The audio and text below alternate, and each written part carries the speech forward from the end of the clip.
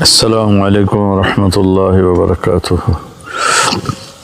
بسم اللہ الرحمن الرحیم، والصلاة والسلام علی رسولہ الکریم وعلی آلہ واصحابہ اجمعین۔ آج ہم نے سورہ یوسف کی تلاوت سنی اور سورہ ابراہیم کی۔ سورہ یوسف کو اللہ تعالیٰ نے احسن القصص بما اوحینا الیک، نحن نقص علیک احسن القصص بما اوحینا الیک، کہ میرے محبوب ہم نے آپ کو قرآن میں جتنے بھی واقعات سنائے ہیں اور جتنے بھی قصے ہم نے آپ کو سنائے ہیں، ان میں سب سے خوبصورت کہانی اب ہم آپ کو سناتے ہیں۔ اس کا احسن القصص ہونے کی کیا وجہ ہے، وہ مفسرین نے بے شمار نکالی ہیں۔ یہ وجہ ہے، وہ تو بہت لمبی چوڑی ہے، میں صرف اس کی ایک بتایا کرتا ہوں۔ زندگی کیسے گزارنی ہے کہ ہم کامیاب ہو جائیں، یہ بہت بڑا مسئلہ ہے۔ جیسے میں نے 2 دن پہلے وہ ملاح والی بات بتائی تھی کہ کہیں موت کے وقت ناکامی کا سامنا نہ کرنا پڑ جائے تو ہر شے تباہ و برباد ہوگی۔ قل ان الخاسرین الذین خسروا انفسهم واہلیہم یوم القیامہ، آپ ان سے بتائیے کہ اصل ناکام وہ نہیں ہے جو دنیا میں الیکشن میں ناکام ہو گئے اور پڑھائی میں ناکام ہو گئے، کاروبار میں ناکام ہو گئے۔ اصل ناکام وہ لوگ ہیں جو قیامت کے دن ناکام ہو جائیں گے، جن پر اللہ تعالیٰ ناراض ہو جائے گا۔ اس کی ناراضگی سے کیسے بچنا ہے اور اس کی فرما برداری والے راستے پر کیسے چلنا ہے، قرآن اس کو بتاتا ہے۔ بیچ میں ایک دشمن کھڑا ہے، شیطان، جو ہمیں اللہ کے راستے سے ہٹاتا ہے اور غلط راہوں پہ لے کر چلتا ہے، شارٹ کٹ زندگی کے بتاتا ہے، اور زندگی میں شارٹ کٹ کوئی نہیں ہے۔ پھر یہودا نے کہا، جس کے نام پر یہودی کہلاتے ہیں، سب سے بڑا بھائی تھا یہودا، لیکن یہ مارو نہیں، اطرحوہ فی غیابۃ الجب، کہ او اطرحوہ ارضا یخل لکم وجہ ابیکم وتکونوا من بعدہ قوما صالحین، کہ ایسا کرو کہیں دور دراز پھینک دو اور پھر تمہارا باپ ہوگا، تم ہوگے، تو تم اپنے باپ کے زیادہ محبوب بن جاؤ گے۔ تو ان کو لے کر گئے اور جا کر واجمعوا ان یلقوہ فی غیابۃ الجب، جب اس کنویں کو کہتے ہیں جس کا پانی خشک ہو چکا ہو، جس میں پانی ہو اس کو بیر کہتے ہیں، اور جس کا پانی خشک ہو گیا ہو، اور یہ فلسطین پہاڑی علاقہ تھا تو اس میں کنویں خشک ہو جاتے تھے، تو انہوں نے اس میں پھینکا ان کو۔ تو اللہ تعالیٰ کا غیبی نظام چلا، پھر وہ قافلہ آیا، انہوں اٹھا کے لے گیا، گورنر مصر کے دربار میں پہنچے، پھر وہاں بڑے ہوئے تو جیسے اللہ نے ساری دنیا کے آج 7 ارب لوگ ہیں، پیچھے پتہ نہیں کتنے خرب چلے گئے، آگے کتنے آئیں گے، ان سب کو حسن میں پوری انسانیت کو 1/2 تقسیم کیا، اور یوسف علیہ السلام اکیلے کو 1/2 دیا۔ تو ان کا کیا حسن ہوگا۔ وہ جب گورنر بنے تھے تو پھر وہ وزیر خزانہ تو ایسے منہ چھپا کے رکھتے تھے کہ کوئی فتنے میں نہ پڑ جائے، اور عورتوں میں اللہ تعالیٰ نے حضرت حوا کو سب سے زیادہ حسین بنایا، ان کے بارے میں بس اتنا تھا، سب سے زیادہ حسین بنایا، لیکن یوسف علیہ السلام کے بارے میں اعطی شطر الحسن، کہ آدھا حسن سارا دے دیا۔ تو زلیخا کا امتحان آیا، بہت بڑے گناہ کی دعوت، وراودته التي هو في بيتها عن نفسه وغلقت الابواب وقالت هيت لك. اتنا لمبا جملہ اس منظر کے خوفناک امتحان کو بتا رہا، میں سے چھوٹا جملہ بھی ہو سکتا. تو یوسف علیہ السلام پر دو امتحان آئے. ایک بہت بڑے گناہ کا امتحان آیا ہے، ایک مصر کے حسن و جمال کا فتنہ، اور دوسرا بھائیوں کی طرف سے جو آزمائشیں چلیں اور ان کی مخالفانہ تدبیریں چلیں، انہوں نے اس پر جو صبر کیا. تو جب وہ بھائی ملے نا، جب اللہ تعالیٰ نے یوسف علیہ السلام کو گورنر بنا دیا، وزیر خزانہ بنا دیا، تو بھائی آئے. وجاء اخوة یوسف فدخلوا علیہ فعرفهم وهم له منکرون، کہ بھائی یوسف علیہ السلام نے تو پہچان لیا میرے بھائی آ گئے، چونکہ یوسف علیہ السلام اس طرح بیٹھتے تھے، یہ پورا نقاب اوڑھتے تھے، صرف آنکھیں نظر آتی تھی. پھر چھوٹے سی عمر میں ان کو انہوں نے بیچا تھا، اور وہ 30-40 سال کے جوان آدمی تھے، تو ان کا خیال بھی نہیں ادھر گیا، تو انہوں نے پہچانا بھی نہیں. یوسف علیہ السلام نے پہچان لیا. کہنے لگے تمہارا دوسرا بھائی ہے کوئی؟ کا جی ہے. کہا اس کو لے کے آنا ورنہ کچھ نہیں دوں گا. پھر ان کو ایک بہانے سے اپنے پاس رکھ لیا. جب انہوں نے بنیامین کو اپنے پاس رکھ لیا تو یہودا نے کہا میں تو واپس نہیں جاؤں گا. پہلے ہم نے یوسف کو کھویا، جان بوجھ کے ہم نے شرارت کی، اب بنیامین ہماری وجہ سے تو نہیں، خود اپنی وجہ سے ایسا ہو گیا. تو جب تک میرا باپ کوئی مجھے اجازت نہیں دے گا میں ادھر ہی بیٹھا ہوں، تم جاؤ. تو جب بھائی گئے اور انہوں نے کہا کہ بنیامین نے چوری کر لی ہے اور مصر کے وزیر خزانہ نے روک لیا ہے، تو اس پر انہوں نے خط لکھا. اچھا، یوسف بھی نبی اور یعقوب بھی نبی علیہ السلام. اب بیچ میں 7 دن کا سفر ہے ٹوٹل، تو پورے پتہ نہیں کتنے سال، 20-30 سال 40 سال وہ ادھر موجود ہیں، سلامت یہ ادھر موجود ہیں، بتانے کی اجازت نہیں. ورنہ جیسے ہی وہ وزیر بنے تھے اسی وقت وہ اپنے باپ کو پیغام بھیج دیتے کہ میں ٹھیک ٹھاک ہوں، آپ آ جائیں. اللہ کی ادھر بھی وحی آ رہی تھی کہ نہیں بتانا، اور یعقوب کے لیے بھی تھا کہ ان کو بھی نہیں بتانا. وَبِيَضَّ عَيْنَاهُ مِنَ الْحُزْنِ فَهُوَ كَظِيمٌ، آنکھیں ان کی چلی گئیں روتے روتے، اور غصہ پیتے پیتے پیتے پیتے وہ پھول کے مشکیزہ بن گئے. کظیم، کاظم اس مشکیزے کو کہتے ہیں جو پانی سے فل کر کے ٹائٹ کر کے بند کر دیا جائے. جتنے بھی سال بھائیوں نے یعقوب علیہ السلام کے ساتھ وقت گزارا یوسف علیہ السلام کے بغیر، تو انہوں نے کہا فصبر جمیل. پورے 40 سال میں ایک لفظ بھی طعنہ نہیں دیا میرا بیٹا تم نے گم کر دیا، حالانکہ آپ کو پتہ تھا انہوں نے فراڈ کیا ہے. لیکن پورے 40 سال میں ایک. پھر خط لکھا عزیز مصر کے نام کہ میں یعقوب بن اسحاق آپ سے مخاطب ہوں، ہم نبیوں کی اولاد ہیں، ہم چور نہیں ہیں. ہم پر بہت زمانے سے آزمائش کی چکی چل رہی ہے. پہلے میرے چچا کو، حضرت اسماعیل کو، ان کو بھی باپ لکھا. پہلے میرے باپ کو چھری کے نیچے سے نکالا گیا، پھر میرے بیٹے کو مجھ سے جدا کیا گیا، آج 40 سال ہو گئے، مجھے اس کا کچھ پتہ نہیں ہے. تو نے اس کے بھائی کو روک لیا، وہ میرے غم کی تسلی تھا. مہربانی کرو میرا بھائی واپس کر دو، میرا بیٹا واپس کر دو.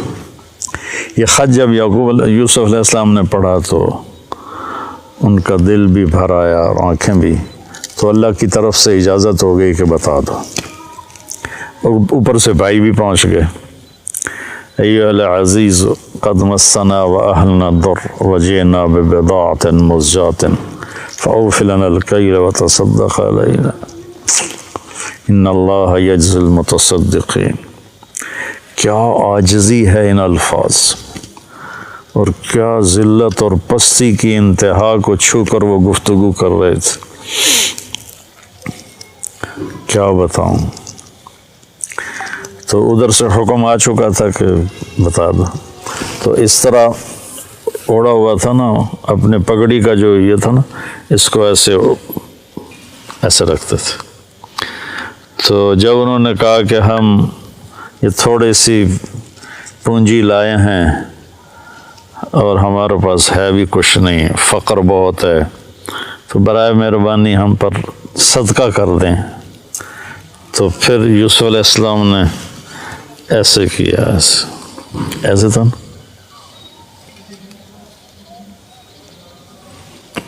هل علمتم ما فعلتم بيوسف وأخيه إذ أنتم جاهلون۔ سبحان اللہ، کیا نبی کے اخلاق ہیں۔ کیا تمہیں کچھ خبر ہے جو تم سے بے خبری میں یوسف کے ساتھ کچھ تھوڑا بہت ہو گیا تھا، تھوڑا بہت، قید کاٹی 9 سال، زنا کی تہمت لگی، منڈی میں بیچے گئے، کتنی لمبی چوڑی گھاٹیوں سے گزر کر، اور ان کو اس کا سبب کون تھے؟ بھائی ان کو کہہ رہے ہیں وہ حل وہاں بولا جاتا ہے جہاں مجھے، اس کو اردو میں کہتے ہیں آپ کو پتہ چلا، کیونکہ سعید بھائی آپ کو پتہ چلا، تو آپ کو پتہ چلا کا مطلب یہ ہوتا ہے کہ اس کو معلوم نہیں اور میں بتا رہا ہوں۔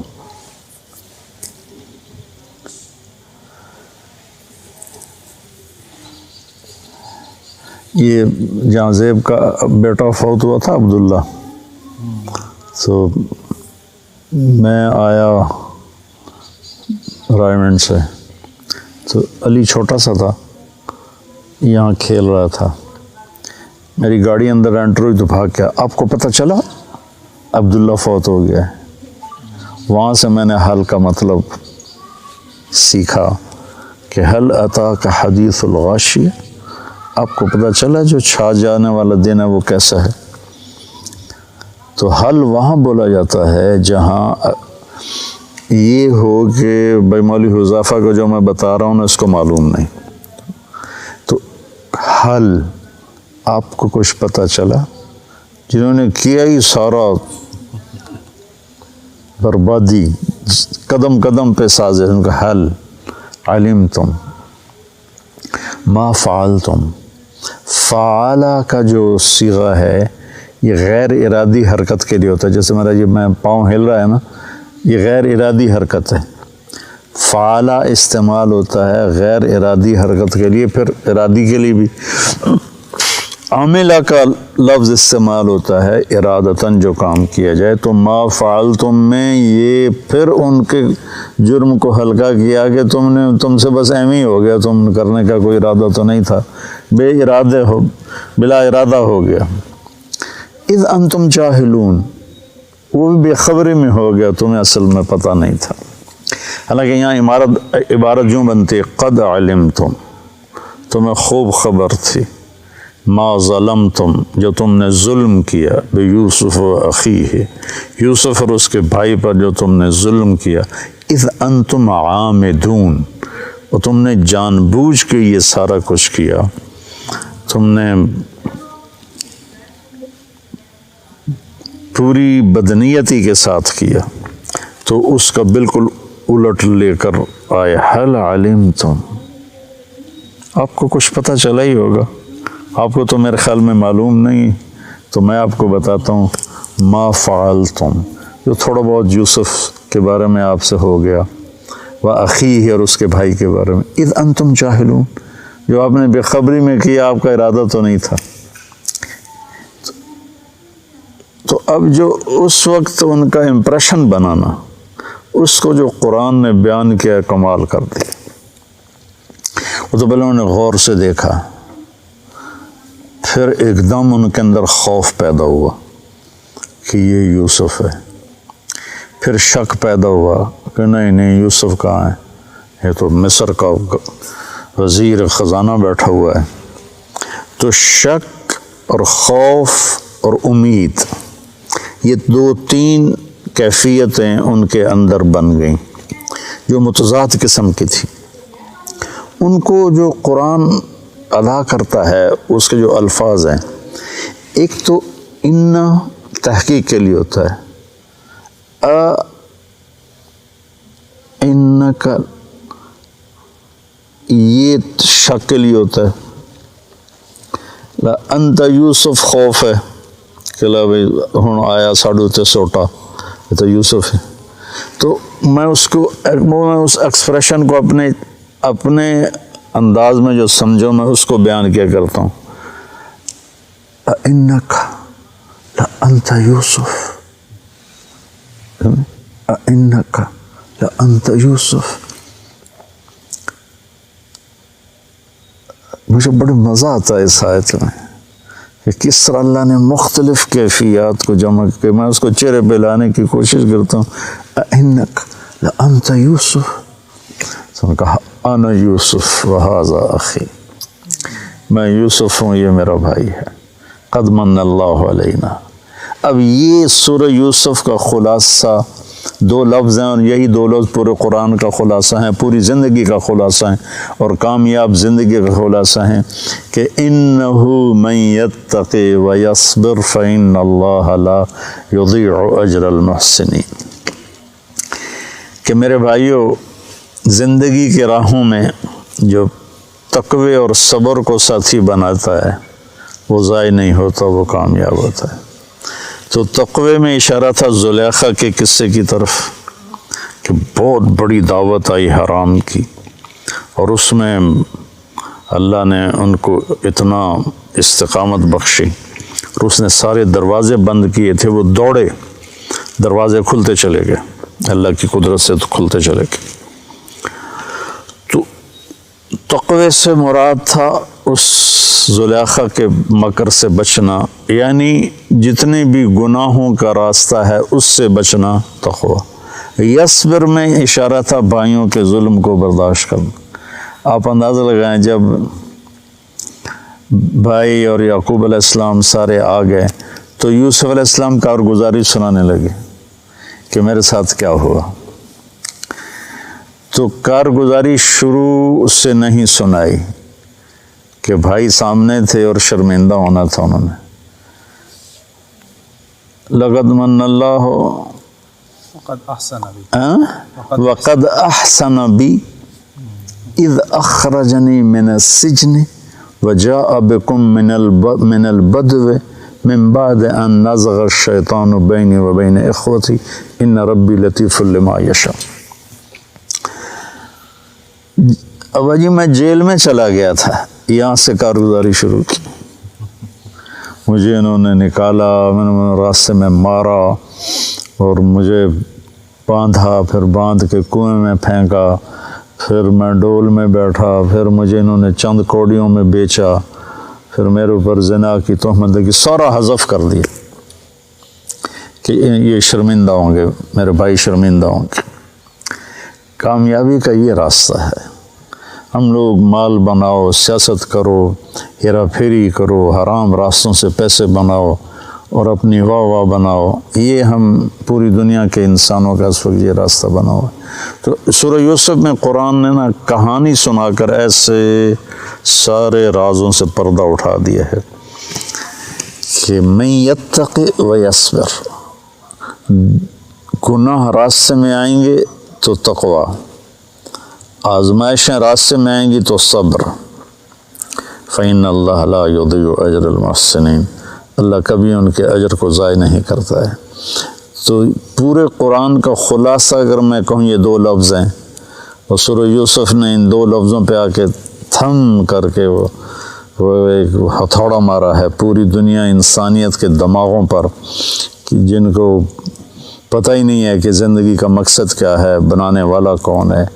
تو ان کے لیے اللہ تعالیٰ نے یہ ایک خوبصورت کہانی سنائی ہے، اور اس ساری کا